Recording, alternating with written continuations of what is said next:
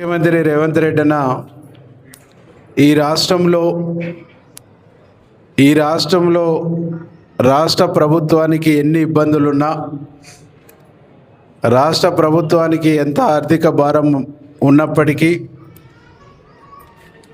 CMRF చెక్కుల విషయంలో కానీ, ఎవరికైనా మనకు అనారోగ్యం బారిన పడి నిమ్స్ హాస్పిటల్, గాంధీ హాస్పిటల్, ఉస్మానియా హాస్పిటల్లో వైద్యానికి వెళ్ళినప్పుడు అడ్వాన్స్గా ఎల్ఓసీల రూపకంగా ఇచ్చేటువంటి డబ్బుల విషయంలో ఎక్కడ ఆలస్యం చేయొద్దు, ఎక్కడ అలసత్వం ఉండొద్దు అని చెప్పేసి ముఖ్యమంత్రి గారు పదే పదే చెప్తూ ఉంటాడు. మాకు కూడా శాసనసభ్యులు కూడా రాజకీయాలకు పార్టీలకు అతీతంగా ఎవరు బాధతో వచ్చినా, ఎవరు హాస్పిటల్ నుంచి డబ్బులు పెట్టి కొంత ఆర్థిక భారము ఉపశమనం కోసం సీఎంఆర్ఎఫ్ చెక్కులు, సీఎంఆర్ఎఫ్ బిల్లులు తీసుకొస్తే తప్పకుండా మనం ఇమ్మీడియట్లీ ఇవ్వాలని చెప్పేసి ముఖ్యమంత్రి గారు పదే పదే చెప్తారు. ఇవాళ మా ముఖ్యమంత్రి గారి ఆదేశానుసారం నాకాడ ఉన్నటువంటి సాయి కానీ వీళ్ళు కానీ, మీరు ఎవరు సీఎంఆర్ఎఫ్ బిల్లులు తీసుకొచ్చి ఇచ్చినా రాత్రి 8 అయినా 9 అయినా నేను 10 గంటలకు వచ్చినా అవి లెటర్లు తయారు చేసి నా టేబుల్ మీద పెడతాడు. నేను సంతకం పెట్టిన తర్వాతనే పోయి నిద్రపోతాను. ఎందుకంటే ఒక్కరోజు ఆలస్యం అయితే, 2 రోజులు ఆలస్యం అయితే, 3 రోజులు ఆలస్యం అయితే లేట్ అవుతుంది, వెంటనే తీసుకురావాలనే ఉద్దేశంతో నాతో ఉన్నటువంటి వాళ్ళందరూ కూడా అంత జాగ్రత్తగా పనిచేస్తారు.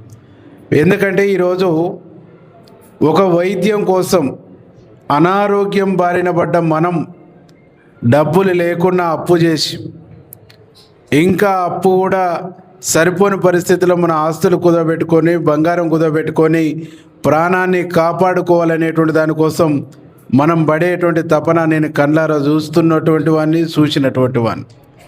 ఇలా ఉన్న ఆస్తులు మొత్తం కరిగిపోయినా పర్వాలేదు, ఈ ప్రమాదం నుంచి ప్రాణాన్ని కాపాడుకోవాలనేటువంటి ఒక ఉద్దేశంతో మనం ముందుకు పోతాం. అందుకే ఈరోజు దీన్ని గమనించినటువంటి ముఖ్యమంత్రి గారు విద్య కోసం, వైద్యం కోసమే ఈరోజు ఆర్థిక స్తోమత ఇంతో అంతో ఉన్నోళ్ళు చదువుల కోసం, వైద్యం కోసము పేదరికంలోకి నెట్టివేయబడుతున్నటువంటి ఒక పరిస్థితిని ముఖ్యమంత్రి గారు ఈ రాష్ట్రంలో గమనిస్తూ ఉంటారు.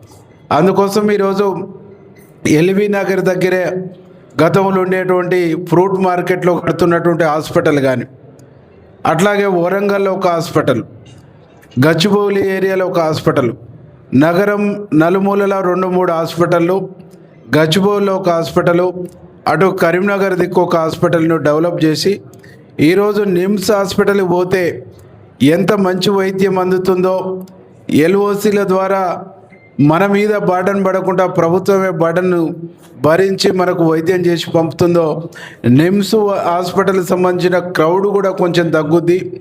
వేరు హాస్పిటల్ అయితే కొంచెం పేషెంట్ల సంఖ్య కూడా తగ్గి మంచి వైద్యాన్ని అందించవచ్చు. ప్రభుత్వమే ఒక భరోసాతో కూడుకున్న వైద్యాన్ని ఇవ్వాలనేటువంటి ఒక ఉద్దేశంతోనే ముఖ్యమంత్రి గారు రేపు హాస్పిటల్ను కూడా బాగు చేయబోతాను.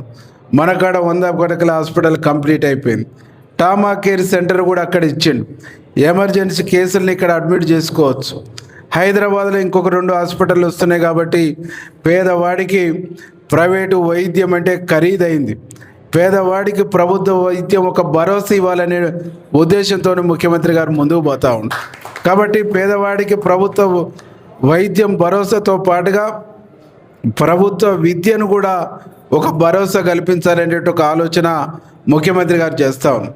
ఈరోజు చాలామంది పిల్లలు ప్రభుత్వ పాఠశాలలో చదువుకుంటారు. పొద్దుగాల 8 గంటలకు మనకు స్కూల్కి పంపించవలసి ఉంటుంది. 8 గంటలకు మనం కొంచెం జ్వరం వచ్చో